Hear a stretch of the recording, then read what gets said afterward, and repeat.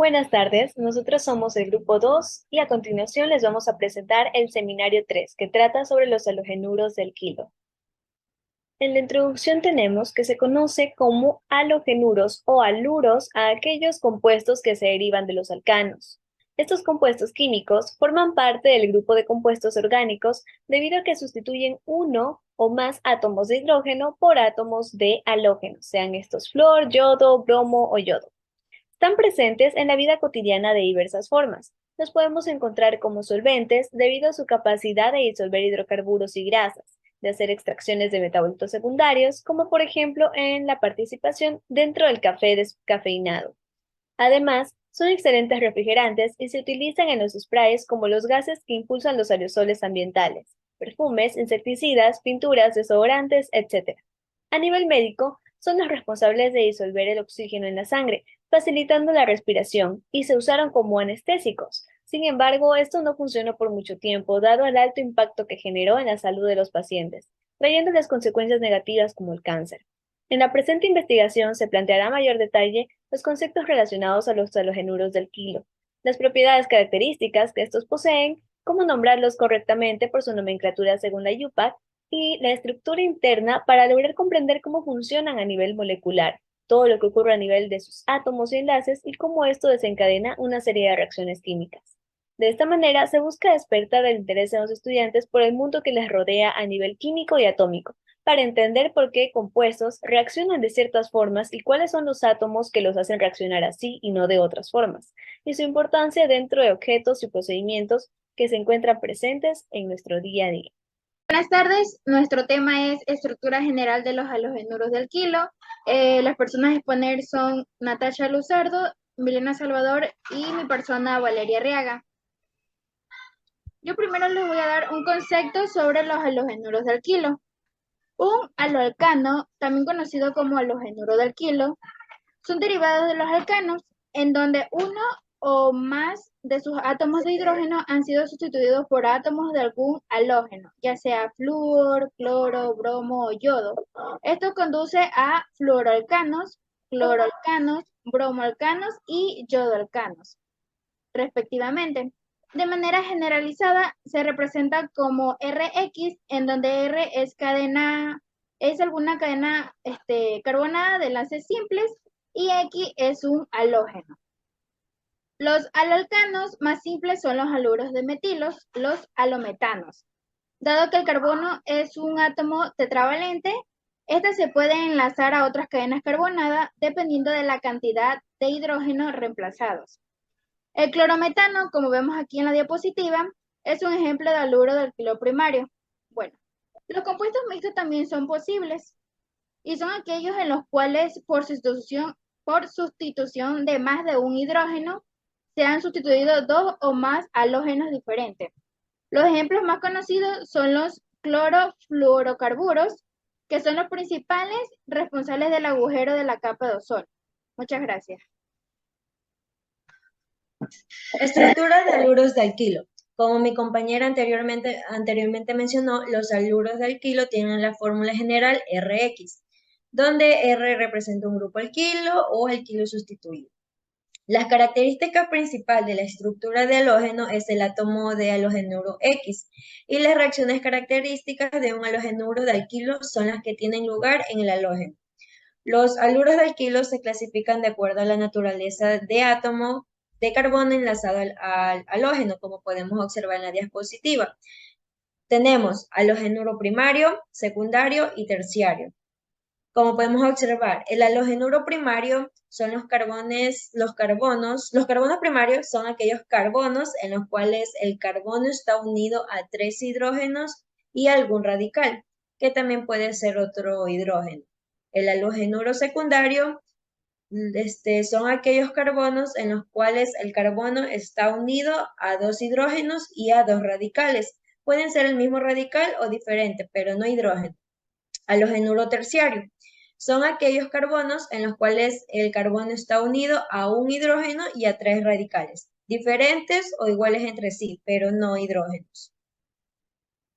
El átomo o grupo que define la estructura de una familia particular de compuestos orgánicos y al mismo tiempo determina sus propiedades se llama grupo funcional. En los halogenuros de alquilo, el grupo funcional es el halógeno. Un halogenuro de alquilo tiene un grupo alquilo unido a este grupo funcional. En condiciones apropiadas, estas partes alquílicas sufrirán las reacciones típicas de los alcanos. No obstante, las reacciones que son características de la familia son las que ocurren en el átomo de halogenuro. Como un punto, tenemos que en un haluro de alquilo, el átomo de halógeno está enlazado a un átomo de carbono con hibridación sp3. Y cuanto más electronegativo es el átomo de halógeno, mayor es la polarización entre el enlace CX. Gracias.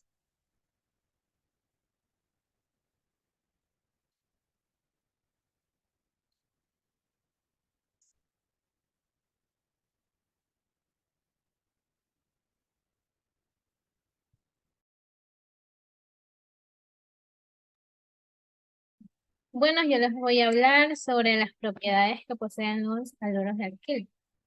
Bueno, son compuestos orgánicos que se enlazan covalentemente, como por ejemplo con el flúor, cloro, bromo y yodo. Poseen un punto de ebullición que tiene mucha relación con su masa molecular, así como también depende de sus enlaces polares. Por lo tanto, su punto de ebullición aumentará debido a los carbonos que posee, como que aproximadamente unos 20 a 30 grados por cada carbono que tenga adicional.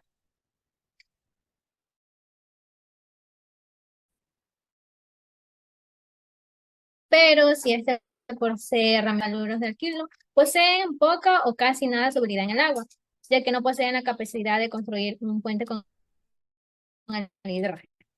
Pero si es soluble en solventes orgánicos que tengan baja polaridad, como pueden ser el benceno o el éter. Bueno, y en esto la fuerza de dispersión de Londres se da de mucha importancia. La polaridad en los haluros alquinos es intervenido por los enlaces C y X y que se da en el orden flúor, cloro, bromo y yodo, ya que la polaridad aumenta según la electronegatividad. Por lo tanto, pueden llegar a ser buenos disolventes para sustancias con baja polaridad. Gracias. Buenas tardes, mi nombre es Melina Falcones, soy del grupo número 2, nuestro tema es halogenuros de alquilo y les voy a explicar sobre lo que es la nomenclatura de halogenuros de alquilo. Para nombrarlos sistemáticamente, lo vamos a nombrar como si fueran haloalcanos, ya que el halógeno ubicado en la cadena de carbonos solamente se lo va a considerar como si fuera un sustituyente. Bien, como paso 1 tenemos lo que es encontrar la cadena de carbonos más larga, lo cual sería la de acá, en este halogénuro de alquilo. Paso 2, hay que numerar la cadena. ¿Y cómo lo comenzamos a numerar? Lo comenzamos a numerar del alquilo o halógeno que esté en el carbono más cercano. Por ejemplo, acá tenemos el bromo, el carbono 1, 2, 3, y acá tenemos el alquilo en el carbono número 2. Obviamente el metil está más cercano, entonces se comienza a numerar desde acá. 1, 2, 3, 4, 5, 6, 7. Sería una cadena de carbono de 7. O sea, un octano. Se la comienza a nombrar en orden alfabético. Por lo tanto, el bromo iría primero, y que comienza con la letra B, y el metil iría de segundo y que comienza con la letra M. Bien, el bromo está ubicado en el carbono 5, 5 bromo. Tenemos 2 metil, que está ubicado en el carbono 2 y 4, 2, 4 dimetil. Y como es una cadena de 7 carbonos, dimetil etano. Bien, tenemos como paso 3. Si llegara a haber el caso en que un alquilo o un halógeno están ubicados en algo que podría ser perfectamente enumerado desde cualquier lado, por ejemplo, aquí está en lo que podría ser un carbono 2 y un carbono 2. Bien, entonces, ¿cómo haríamos? Se comienza a enumerar desde el alquilo o el halógeno que tenga su nombre alfabéticamente primero. Entonces, ya que el bromo tiene la letra B, iría primero. Y entonces, por eso se comenzaría a numerar desde acá. Y este sería el carbono 2, 3, 4, 5, 6. Comenzamos 2 bromo, este es el carbono 2, 5 metil, ya que este es el carbono 5. Como es una cadena de 6 carbonos, sería 2 bromos, 5 metil, hexano. También tenemos lo que son los halógenos de alquilo más sencillos, que se denomina de otra forma, como si fueran halógenos de alquilo. Bien, aquí tenemos lo que es un metil unido a un halógeno que sería el yodo. Y podría nombrarse de dos formas, ya podría ser yoduro de metilo o yodo metano. Acá tenemos una cadena de 3 carbonos, lo que sería un propil, y podría ser cloruro de isopropilo, o también podría ser 2 cloro, ya que está en el carbono número 2, 2 cloro propano. Aquí tenemos también lo que es una cadena cíclica de 6 carbonos, 1, 2, 3, 4, 5, 6, y podría ser llamado bromuro de ciclo exilo, o también podría ser bromo de ciclo hexano. Muchas gracias. Buenas tardes, yo voy a explicar un par de ejercicios simples sobre cadenas de halogenuros de alquilo. En este caso tenemos el 1-bromo, 1-cloro, 2-metilpropano. En la diapositiva se puede ver claramente cómo hay una estructura en 2D y una en 3D para entender cómo está dispuesto esta molécula en el espacio. Para poder nombrar esta molécula, hacer la nomenclatura de manera correcta, primero hay que identificar la cadena principal de carbonos. En este caso se puede ver en la estructura 2D cómo ya identificamos uno de los carbonos y hay que seguir identificando para poder completar la cadena principal y poder ver sus ramificaciones para poder empezar con la nomenclatura. Ya identificamos el primer carbono. Aquí vemos que existe otro carbono en la cadena y en este caso se elige uno de los dos lados de las ramificaciones para poder identificar el último carbono de la cadena principal. En este caso se marca este y así nos da a entender que estamos hablando de un propano. Ya que identificamos que es un propano, podemos continuar nombrando por las ramificaciones. Primero hay que encontrar el carbono más cercano a las funciones químicas para poder identificar que es el carbono número 1. En este caso hay una discrepancia, ya que en el carbono 1 como en dos carbonos existen ramificaciones, por lo cual no se podría elegir tan fácilmente cuál es el de prioridad. Ya que las dos tienen ramificaciones, primero se toma en cuenta los alquilos, en este caso el bromo. Como ya identificamos cuál es el carbono principal, ya se puede empezar a nombrar desde ahí y vemos que el carbono 1 cuenta con dos ramificaciones, el cual uno cuenta con el bromo y el otro con el cloro. En estos casos, cuando consta con dos ramificaciones y no se sabe por cuál empezar, se nombra según el alfabeto. Como bromo comienza con B y es antes que la C, se coloca en la nomenclatura primero el bromo y luego el cloro, quedando 1 guión bromo guión 1 cloro.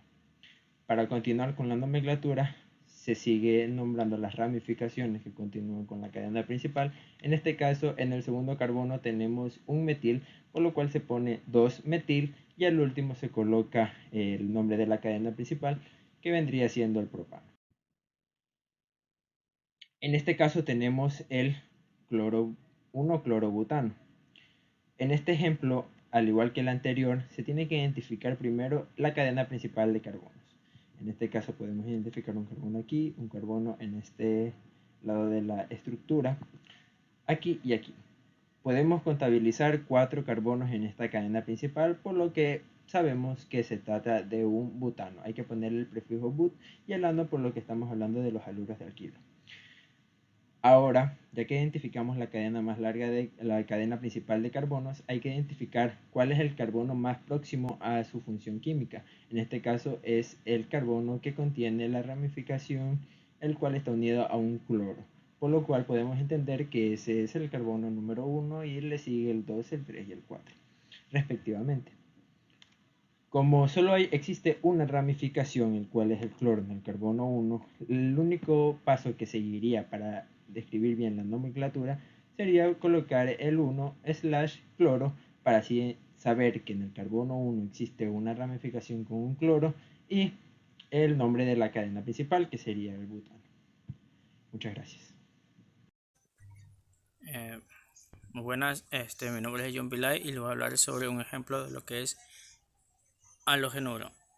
Como podemos observar aquí en la diapositiva, tenemos que identificar cuál es la cadena más larga. Y como podemos observar, tenemos un ciclohexano. El siguiente paso es identificar en qué cadena está más próxima un halogenuro y también por el orden alfabético que tiene que ir en la nomenclatura IUPAC. Y aquí, como podemos observar, tenemos 2 cloro guión 1, 3 y 6 trimetil, y como es un ciclo, entonces quedaría como 2 cloro 1, 3, 6 guión trimetil ciclohexano. Buenos días, mi nombre es Lisbeth Sánchez Villasís y a continuación les hablaré de la reacción en los halogenuros de alquilo, recordando que una reacción se da cuando dos o más sustancias se transforman, es decir, que cambian su estructura molecular y sus enlaces para dar forma a sustancias denominadas productos. En el caso de los haluros de alquilo, estos presentan dos tipos de reacciones principales, las cuales son la reacción de sustitución y la reacción de eliminación. La reacción de sustitución también se la llama como reacción nucleofílica, debido a que el haluro de alquilo electrófilo forma un enlace con el haluro nucleófilo, el cual reemplaza al halógeno en el carbono alfa. Y esto se debe porque el carbono solo puede formar 4 enlaces y el halógeno debe salir, y a esto se le llama el grupo de salida. Además, los haluros de alquilo son buenos conductores electrófilos, debido a que los halógenos que comparten enlace polar con el carbono son polarizables, formando así grupos estables como aniones de haluro. Por otra parte, la reacción de eliminación se da en presencia con bases fuertes, como por ejemplo la eliminación de un beta hidrógeno y el haluro dando como producto a un doble enlace carbono-carbono. Gracias. Voy a hablar sobre las reacciones de sustitución, pero lo principal es conocer qué es una reacción química. Una reacción química es aquella que se produce cuando aquellas sustancias que participan en ella se transforman en otras diferentes. Las reacciones de sustitución se dividen en dos: sustitución simple y sustitución doble.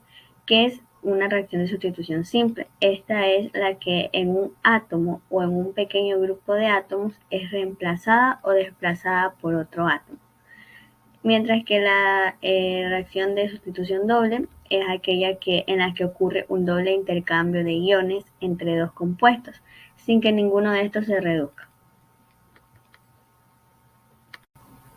Voy a mostrar ejemplos sobre la sustitución simple y la reacción de sustitución doble. Como se observa en la diapositiva, en la reacción de sustitución simple tenemos al aluminio, al nitrógeno y el magnesio, que el aluminio y el magnesio son metales y son los que se van a intercambiar, quedando el magnesio primero y el nitrógeno con el nitrógeno. Ahora el aluminio va a quedar solo. Se puede colocar los números de valencia del magnesio y el nitrógeno. Como sabemos, el magnesio tiene de valencia +2 y el nitrógeno -3, quedando este compuesto, como se observa en la parte de abajo, nitrato de magnesio. En cuanto a las reacciones de sustitución doble, se observa que AX más BY va a producir BX más AY. En sí, la A viene a ser positiva en cuanto a los reactivos, A positiva, X negativa, B positiva y Y negativa. Se van a juntar el positivo con el negativo, que quedaría B con X más A con Y. Y si observamos la ecuación de abajo, que tenemos que el ácido fosfórico va a ser neutralizado por el hidróxido de calcio. En sí, este va a formar lo que es una sal insoluble, como lo es el fosfato de calcio, y dándonos también las moléculas de agua. Gracias. Y bien, yo en este momento les voy a hablar sobre qué es una reacción de eliminación. ¿Qué tenemos por una reacción de eliminación? Bien, una reacción de eliminación es lo contrario a lo que sucede en una reacción de adición. Es una reacción orgánica donde dos sustituyentes son eliminados de una molécula. Esto va a crear también una insaturación, ya sea un doble o triple enlace o un anillo. Existe también el caso de que los dos grupos sean eliminados de un mismo centro, el resultado sería de un carbono. Ahora, la reacción de eliminación se divide en dos. La reacción de eliminación que veremos ahora es la unimolecular E1. Esta contiene el mismo mecanismo que el CN1. Esta lo que hace es ayuda e indica el nivel de la velocidad de la reacción, que depende únicamente de la concentración de sustratos. Las bases de estas tienden a eliminar un protón y favorecen a la eliminación. Las altas temperaturas favorecen la eliminación también de un protón. En esta, la ramificación del alquilo favorece la E1, la eliminación unimolecular. Bien, ahora tenemos nuestra segunda reacción llamada reacción biomolecular E2. Al igual que el mecanismo CN2, esto también indica la velocidad de la reacción, que va a depender de la cantidad de concentración del sustrato y del reactivo. Esta contiene una base sólida que va a favorecer a la reacción. Su temperatura siempre es elevada. Requiere que en esta la conformación que debe adoptar el hidrógeno y el grupo saliente sea anticoplanar. En conclusión, se logró identificar correctamente el funcionamiento de los halogenuros del kilo a nivel molecular, comprender su funcionamiento y cómo estos desencadenan una serie de reacciones que permiten que se generen propiedades específicas, gracias a las cuales se obtienen diversos productos, los cuales tienen más de un uso en la vida cotidiana. Sin embargo, también se debe considerar a los halogenuros del kilo desde un punto de vista que apunta hacia el futuro. Son bien conocidos por los beneficios de los mismos dentro del área industrial, química, médica, entre otras, por sus ventajas a la hora de sintetizar nuevos productos, que son usados por lo general dentro de estas áreas, pero no todos los compuestos, por no decir gran mayoría de los mismos, son beneficiosos a nivel ambiental y a nivel de la salud en general. A lo largo de los años, mediante diversos análisis de calidad y control, se ha descubierto que muchos de los productos que se han fabricado a raíz de los halogenuros del kilo, pese a cumplir con la función para la cual fueron fabricados, también representan un daño grave en la salud humana debido a su toxicidad, y han generado enfermedades de tales como el cáncer en las personas que entran en contacto con estos productos. A nivel ambiental, cuando se habla de los productos como los aerosoles, los disolventes, plaguicidas, perfumes ambientales, entre otros, hay que tomar conciencia del daño grave que se genera en la capa de ozono que nos rodea, en la atmósfera, el aire, el suelo y el agua en general, que se contaminan por causa de estos productos, convirtiéndose en tóxico para el consumo humano, llegando a la erosión y dejando de ser potable en el caso del agua y apta tanto para los humanos como para las especies animales y vegetales que en ella habitan. Es necesario que los estudiantes y futuros científicos, creadores de nuevos productos, ya sea a nivel industrial, cosmético, alimenticio o médico, sean conscientes de lo delicado que es trabajar con compuestos como halogenuros de alquilo, para no cometer los mismos errores de sus antecesores y buscan opciones más viables que ayuden al medio ambiente y no representen ningún daño en la salud, tanto en la propia como en la de los demás seres vivos. Por ello, es su responsabilidad aprender a utilizar con ética los compuestos que nos brinda la naturaleza y la química, no para destruir buscando la ganancia que deja el sacar al mercado un nuevo producto químico, sino para construir y aportar a un mejor mundo y futuro, cuidando a este planeta y sus especies con productos que sean amigables para el medio ambiente y no pongan en riesgo su salud. Muchas gracias.